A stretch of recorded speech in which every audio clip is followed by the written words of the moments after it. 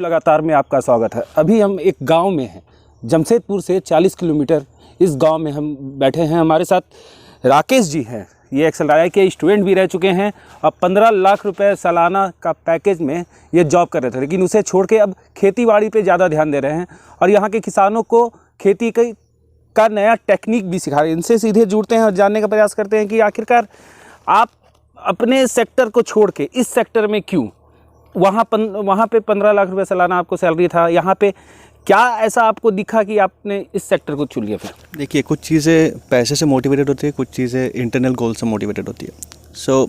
हाँ, मेरे पास पैसे थे, वहाँ सब कुछ था, बट एक ग्रास रूट लेवल में काम करने का मुझे इच्छा हमेशा से, रूरल डेवलपमेंट में हमेशा गाँव से हम हमारे गाँव से जुड़े हुए रहे, तो उसमें कोई नहीं, पढ़ाई के मामले में हमेशा बाहर रहे। तो कुछ करना जब अपने लिए था ही, तो अपने एरिया के लिए था ही, तो मैंने सोचा कि कृषि से शुरू किया जाए, क्योंकि कृषि में यहाँ का इकोनॉमी बसा हुआ था पूरा एरिया का। तो इसीलिए हमने कृषि को चुना और यहाँ उसके लिए माइग्रेट किया। तो आप इसमें कितना कमाते हैं और लोगों को क्या, किसानों को क्या, कैसे आप प्रेरित करते हैं ये नए नए टेक्निक से जुड़ने के लिए? हम बेसिकली भी अडेप्टिव फेज़ में हैं, तो इनकम के मामले में हम अभी वो रेवेन्यू रीच नहीं कर पाए जो पहले हम या जॉब करते थे या कुछ भी करते थे। लेकिन हाँ, प्रोसेसेस के मामले में हम लोग बहुत आगे निकल चुके हैं। हमारी रिकॉग्निशन हो चुकी है इस सेक्टर में, हमें बहुत सारे अवार्ड से भी नवाजा गया इस मामले में। लेकिन एज अ इकोनॉमिक मॉडल अभी वो डेवलप हो रहा है और वो धीरे धीरे 1-2 साल में दिखने लगेगा। तो आगे की रणनीति आपकी क्या रहेगी 10 सालों की, और किस तरह से किसानों को मोटिवेट और करिएगा?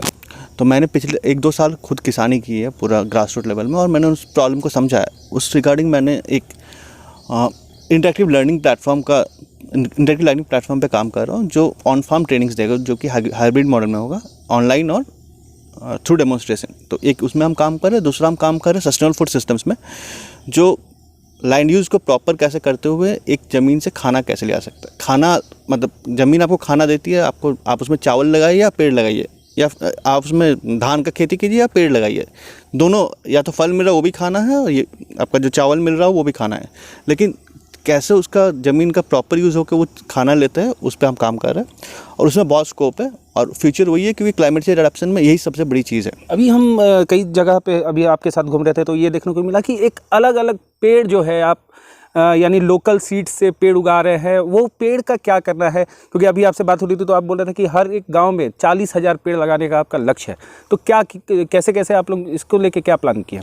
हम बेसिकली हर एक गांव में, मतलब हर एक गांव में नहीं, हर एक स्पेसिफिक जोन में करेंगे, जो कि शहर से कनेक्ट करेंगे। इसमें हम काम करना चाहते हैं इकोसिस्टम सर्विसेज के ऊपर, जो लोगों को मिले ये पेड़ लगाने के लिए, क्योंकि ये पेड़ लंबा टर्म इन्वेस्टमेंट होता है और किसान उतने टाइम के लिए उसको बियर नहीं कर पाते। 10 साल 15 साल का टाइम होता है, अपना ज़मीन को पेड़ लगा के छोड़ नहीं सकते।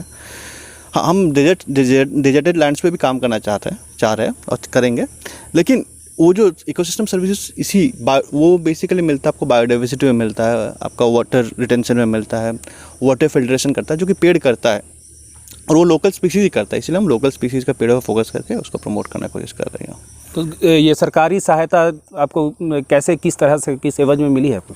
सरकारी सहायता हमें एग्रीकल्चर इनिशियल जो मॉडल डेवलप करने के टाइम से मिली थी। इन टर्म्स ऑफ मुझे एज ए किसान मिली है, कोई एज ए ऑर्गेनाइजेशन नहीं मिली है। मुझे किसान ऐसे मिली है कि मैंने अपना ड्रिप इरिगेशन सब्सिडी से लगाया है, पॉली हाउस सब्सिडी से लगाया है, यहाँ आपका प्रोटेक्टेड कल्टीवेशन का 1-2 स्कीम्स मैंने सब्सिडी से लगाया है। इस मामले में मुझे सरकार से सहायता मिली थी। बहरहाल इनकी योजनाएं हैं, तो भी स्पेसिफिक हॉर्टिकल्चर डिपार्टमेंट से।